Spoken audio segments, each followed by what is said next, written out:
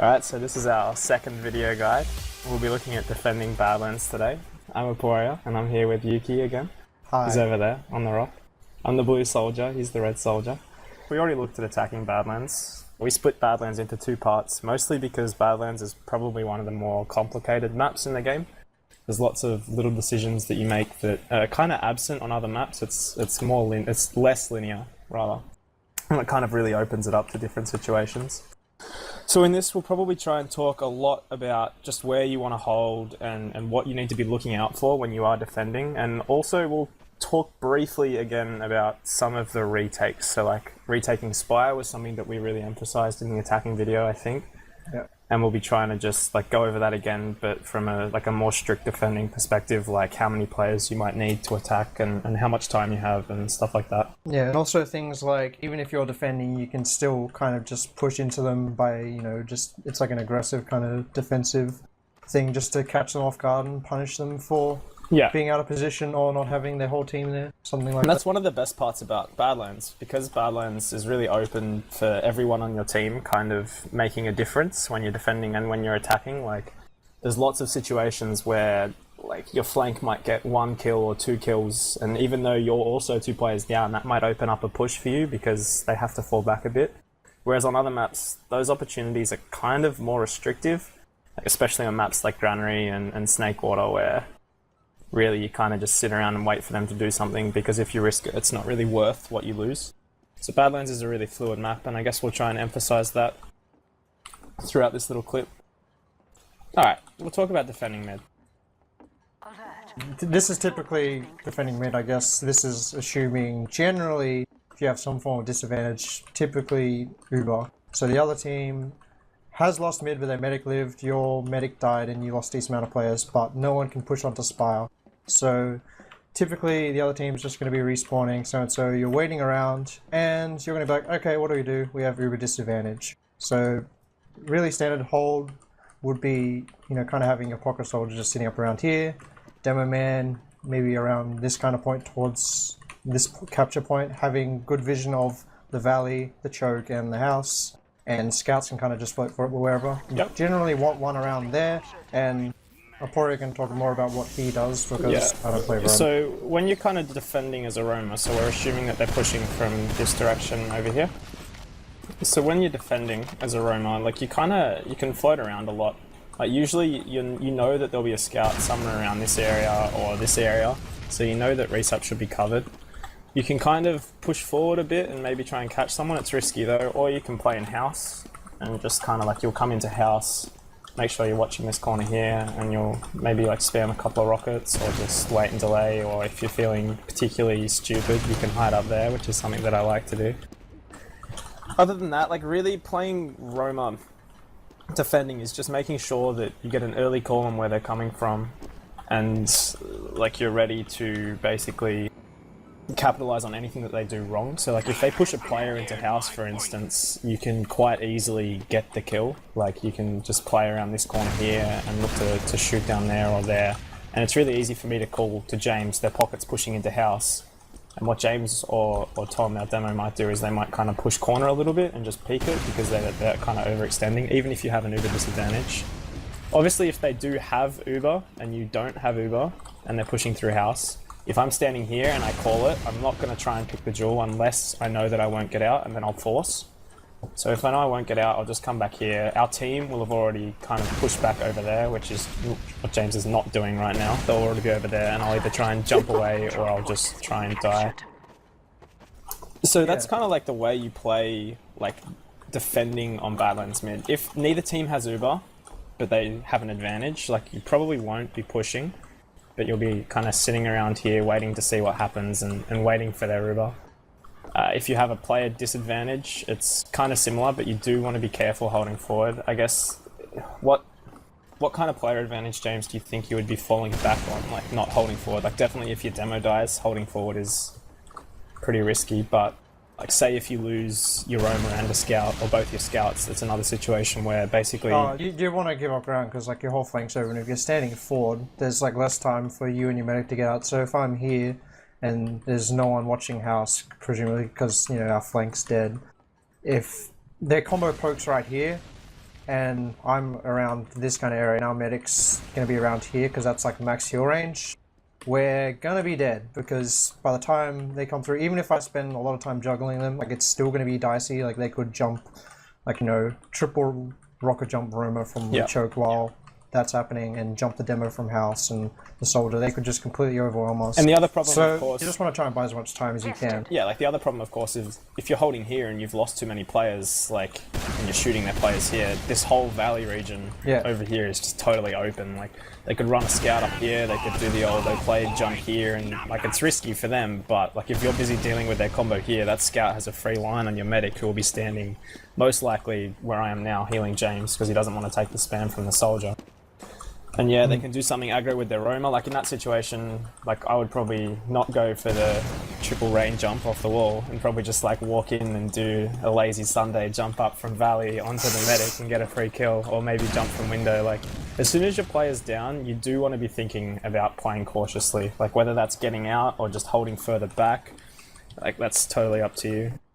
Yeah, just in general, like what you want to keep in mind when defending, as long as it's generally not a last point, is you want to just try and buy as much time as you can, and if you can, like force their Uber or get some good trades, so like, you know, a Roma for a demo, or like a Roma for a pocket, or a scout for a demo, like those trades are extremely good, because taking down power classes like that when the other team has an Uber advantage just makes the Uber that much weaker, and you can just kite them to oblivion, and if they overextend, you can punish them severely post-Uber with your players, and maybe if your Uber comes up in time as well.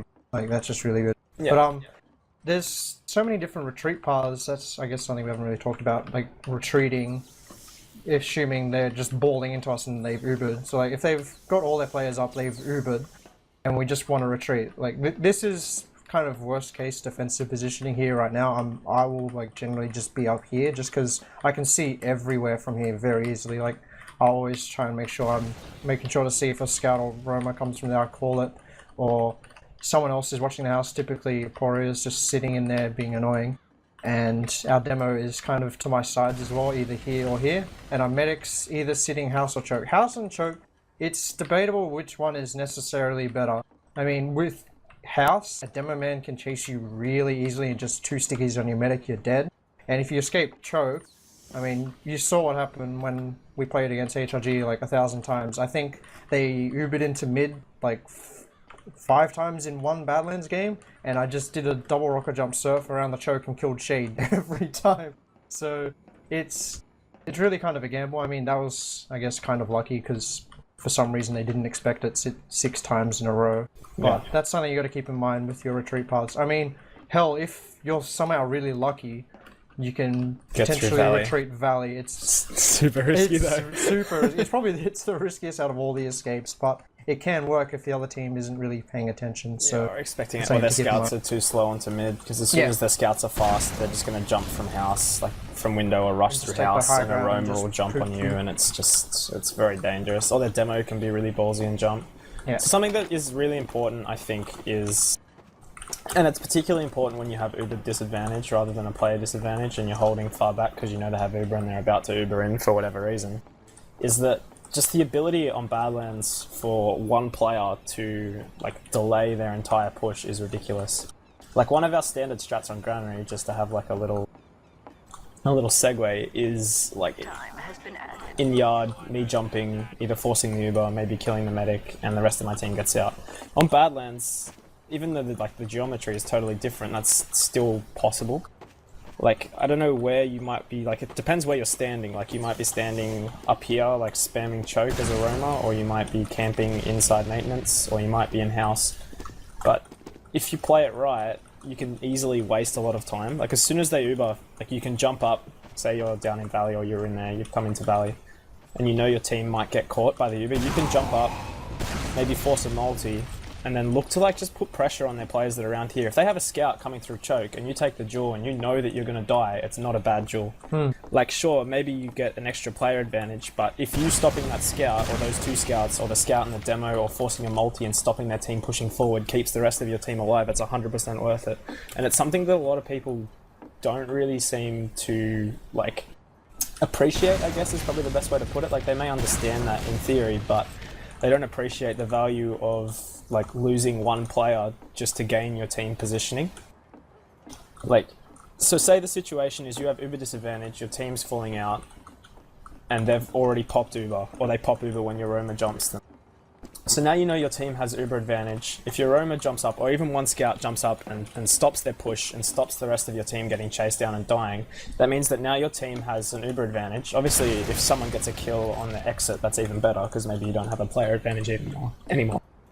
But even if you do like just die and not kill anything, that Uber advantage is something that you can then use either when you respawn, or if your team's feeling confident, you can just push back in, stop the cap on the point, guarantee yourself forward spawn, and then because forward spawn is such an easy place for a Roma to get to mid from, like you're only really out of the fight for 10 seconds where you wouldn't be doing anything anyway because it's an Uber fight. And like basically Roma isn't that good when you're just holding S and running away and shooting rockets and draining heals. Yeah. So yeah, like definitely like, especially on Badlands mid, and it's not just for Romas, it's for everyone, look to be as useful as you possibly can when you are escaping. Like, and that's not necessarily to say your pocket should be sacrificing himself, but again, if it's going to get the rest of your team out and you don't think they're going to anyway, it can be worth it. That's something I was going to pipe in on. Like, a lot of the times it's very rare that I need to really sacrifice myself, but if, I see their team coming in, we're in a crap position, I'm like, oh, this is bad. I'm going to try and just, joggle them either at the house or the choke as much as I can. And a lot of the time what I'll try and do is just jump behind them. What they'll do is, that should force at least one or two players back to me. That'll just make their Uber much weaker because they're going to have to deal with me. And since their Uber is weaker, my team might actually be able to use this time that I'm distracting their two players to actually come back in, destroy their Uber combo while... Well, not their almost Uber combo. Their Uber would have probably just faded. And I'm just trying to be a nuisance. Like, if I get a kill here, it's a massive bonus, but either way I know I'm going to die. But when you are going to die, most importantly, you just want to try and make as much value out of your life as possible. Yeah. And that doesn't necessarily mean damage. Like, it can mean, like, if you have a choice between shooting one more rocket and, like, potentially getting, like, a 50-50 kill or not kill on a scout, or like jumping away and wasting another 10 seconds, like they're the decisions that you have to make, like depending on what's going on with your team, and they should be calling. And I guess it is really important for us to mention that you do have to be careful when you're playing like this, when you are playing to like throw players away to buy time, that you don't throw too many players away. Yeah. Often what happens, and it was happening to us at I-49 actually, and it happened a few times, like I would jump in and I would be delaying them and then I would die, and at the same time one of our scouts would die, and that's really bad. Because then we just lose the next point. Exactly, like before you get the Uber that you were buying time before, and like their team can just push straight in anyway, like because that's what you were trying to prevent. You're trying to prevent their team from just barreling into your team and killing them when you're on the back foot. Like you're trying to buy time to reset and then defend Spire, which is what we're going to talk about in a minute, as opposed to just getting steamrolled. But if you lose both both a Roma and a scout, or even worse, like your demo and then a scout, or your Roma and then your pocket, like your flank that's and or put you in a combo is really bad because, position, exactly, because you have to watch the compensate. flank, and the scout's not with the combos, so either one of the sides are going to get crushed, so you just have to give them free positioning. And by the time your spawns come up, it's just like, hey, we're on battlements, and like while it's not too bad of a place to hold, if they get into position really early, you're kind of screwed. Yeah, exactly. And they know as soon as you lose one or two players, like you're in big trouble. Because like now, like the other part that we were talking about, now your team can't push in because you're 2 players down. Like you may be able to push in 1 player down and stop the cap and get forward spawn, but if you're 2 players down, there is almost no chance that you're going to be able to get in. Like that's not to say that you can only ever throw 1 player away. Sometimes it might be the right decision to do like a Roma and a scout play, but that's usually only if they've way overcommitted and you're not really playing to buy time. Then you're playing more to like have an early retake. So say, in this case, this is getting really specific now, but say like their demo like jumps forward and your team's in trouble already back there. Like so say your fallout was unsuccessful for whatever reason, you couldn't delay them, and where James is now, say going into house, he's got stickies getting thrown onto him, he's got a pocket pushing at him, he's got scouts going across the point. What you could do in that situation is jump your Roma, maybe from window, maybe from valley, and rush a scout, maybe under, maybe through maintenance, maybe off rock, and just look to pick up the stragglers that are back here. Their medic might be here. If he's not Ubered, they might have a scout and their other soldier here. Like you want to just like relieve the pressure that is going on your team, and try to like create a situation where even if James dies or even if your medic dies, you guys can still contest the point and you don't have to lose everything. But yeah, like you only really want to make that decision if there's like no other option, or if say you get an early force, so say like one of your scouts forces them in house and you know that their Uber's going to only have 2 seconds once it gets out here, so if you guys play aggressive you'll be able to get kills on them because they've overextended and they're sitting forward on the point and you guys can just crush them that way. Yeah. Is there anything else for Badlands mid, or do you want to do Spire? I think that's pretty much it. I mean, like, you could kind of squeeze a potential backup in there, which is kind of like a soft defense, I guess, in the fact that it kind of relates to drawing their team back, but it's not really that relevant. Yeah, but that's kind of like, that's the same thing that we were talking about before with like what James happens. If you're playing Roma and for whatever reason, it's really only ever a Roma that should be in this position. I think I would be pretty mad if one of our scouts was behind, unless he'd been behind for a long time. So say you just like, well, yeah, say. So say like what the situation is that you guys were holding Spire and then you got forced off it and you had a scout behind and then you were falling back to mid and you were just like losing ground constantly, like just basically like a free fall of ground. In that situation, if the scout's behind, it may be worth them just getting on Spire instead of like trying to rush back and flank and get 5 kills with the Hail Mary sheep play. Like, you might just be better off jumping on Spire and back capping, and the same goes for Romas, but I don't think you should ever really exclusively like, rely look on to that. go behind for a back cap. Like, if I'm here, say on mid, and they've just pushed in, and they're like, so say if I'm standing on this position waiting for them to come choke and they all come house, I think it would be really foolish for me to like just jump around corner and say, yeah, I'm gonna go back cap. I mean, I might do it in some cases, like if we have Uber. That was a good jump. I might do it if we have Uber, because if they're pushing like into us and they expect to have an ad but they don't have ad, that might be a good call because your team will be Ubering on the point and Uber against them, and then all of that time on Spire is free cap time, and then they have to come back, and then your Uber will be in a better position because it's like you'll be pushing them and you'll have someone behind. But again, like they're really specific situations, like, and that's what we were saying about the attacking Badlands video. Like, don't take anything we say here as 100% the only thing you can do, because TF2 and especially Badlands, there's just an infinite amount of possibilities that can happen. Like, at any point in time, a split-second call can entirely change what's going on, and the right decision a second ago is now the wrong decision. So you really like just have to take everything we say here as just kind of like an indicator of what you can do, and as a general rule, what you should be looking to do, but then also just apply it to how like you guys play well. So I think that's really important. Alright, let's do Spire.